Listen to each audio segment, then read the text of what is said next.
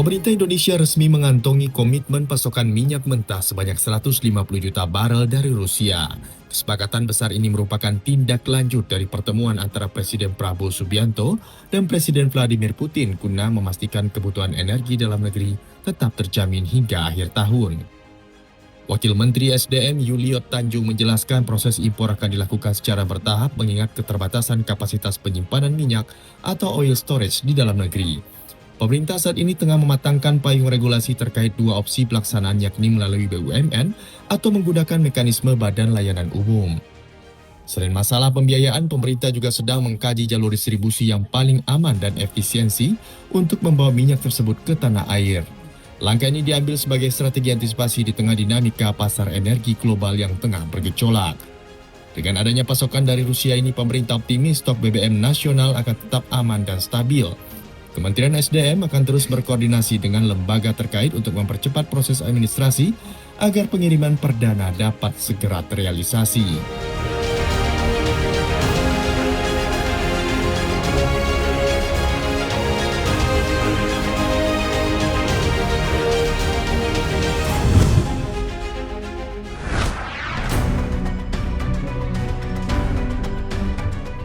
Kementerian Luar Negeri secara tegas membantah wacana pengenaan tarif bagi kapal-kapal yang melintasi Selat Malaka. Menteri Luar Negeri Sugiono menyatakan bahwa Indonesia akan tetap mematuhi hukum internasional dan menjamin keterbatasan pelayaran di jalur strategis tersebut. Menlu Sugiono menegaskan bahwa berdasarkan Konvensi PBB tentang Hukum Laut atau UNCLOS, Indonesia diakui sebagai negara kepulauan dengan syarat tidak memberlakukan tarif pada selat-selat internasional. Pernyataan ini sekaligus menganulir wacana Menteri Keuangan Purbaya Yudisadewa yang sebelum ingin meniru kebijakan Iran di Selat Hormuz.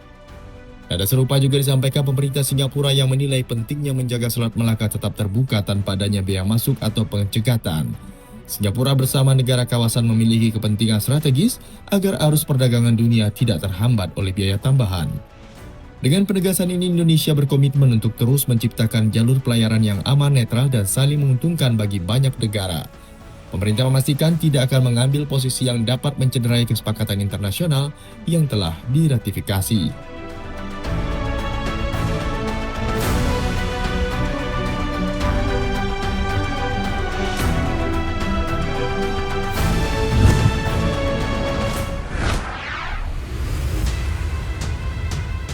Harga gula pasir di ratusan wilayah Indonesia mulai merangkak naik pada Minggu ketiga April 2026. Badan Pusat Statistik mencatat kenaikan harga ini terjadi di 171 kabupaten kota yang dipicu oleh melonjaknya biaya kemasan akibat mahalnya bahan baku plastik di pasar global. Deputi BPS Ateng Hartono menjelaskan plastik merupakan komponen utama packaging gula, sehingga fluktuasi harga bahan bakunya langsung berdampak pada harga jual ke konsumen. Meski demikian, Badan Pangan Nasional mulai menilai kenaikan sebesar 1,94% ini masih dalam batas wajar. Saat ini rata-rata gula konsumsi nasional berada di level Rp18.770 per kilogram. Pemerintah melalui Kementerian Perdagangan dan Perindustrian tengah berupaya mencari sumber pasokan baru untuk mengatasi kelangkaan bahan baku plastik tersebut.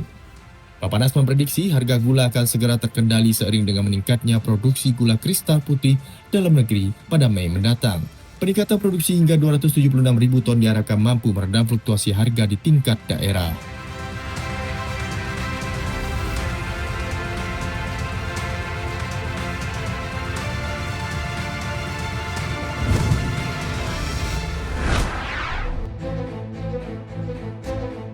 Indonesia bersiap melebarkan sayap di pasar pupuk internasional usai mencatatkan surplus produk mencapai 1,5 juta ton. Menteri Koordinasi Bidang Perekonomian Airlangga Hartarto menyatakan sejumlah negara seperti Australia, India, hingga Filipina telah menyatakan minatnya untuk mengimpor pupuk urea dari tanah air. Tingginya minat negara asing tidak terlepas dari harga pupuk Indonesia yang sangat kompetitif. Hal ini didukung oleh kebijakan pemerintah yang menetapkan harga gas industri pupuk di kisaran $6 per MMBTU, sehingga harga eceran tertinggi tetap terjaga sekaligus memperkuat daya saing di pasar global. Dari total surplus tersebut, pemerintah baru saja menyetujui ekspor sebanyak 250.000 ton pupuk urea ke Australia. Kesepakatan ini dicapai dalam pertemuan antara Presiden Prabowo Subianto dan Perdana Menteri Australia, Anthony Albanese, sebagai bagian dari kerjasama strategis kedua negara. Airlangga menegaskan bahwa prioritas utama tetap untuk memenuhi kebutuhan petani dalam negeri.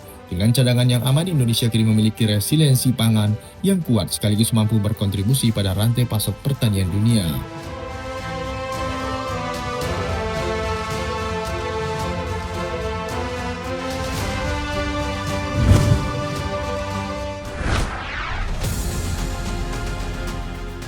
Raksasa perlengkapan olahraga dunia Nike kembali mengumumkan pemutusan hubungan kerja terhadap 1.400 karyawannya secara global. Langkah efisiensi ini diambil di tengah perjuangan perusahaan untuk keluar dari turunnya penjualan selama beberapa tahun terakhir. Chief Operating Officer Nike, Vankatesh Alagirasamy, menyebut pemangkasan ini menyasar divisi teknologi di 3 benua. Keputusan ini diambil guna merampingkan alur kerja dan mempercepat sistem otomatisasi, setelah sebelumnya Nike juga merumahkan ratusan karyawan pada Januari lalu. Di pasar global, posisi Nike mulai terdesak oleh kompetitor yang lebih lincah seperti On, Hoka, dan Anta. Meski penjualan sepatu Vomero 18 sempat menembus $100 juta, margin keuntungan Nike tetap tertekan karena perusahaan harus memberikan diskon besar untuk menghabiskan stok lama. CEO Nike, Elliot Hill, kini berupaya mengembalikan fokus merek pada produk olahraga lari dan sepak bola serta mempercepat inovasi produk baru. Seluruh teknologi operasional kini akan dipusatkan di 2 titik utama, yakni di Oregon, Amerika Serikat, dan pusat teknologi Nike di India.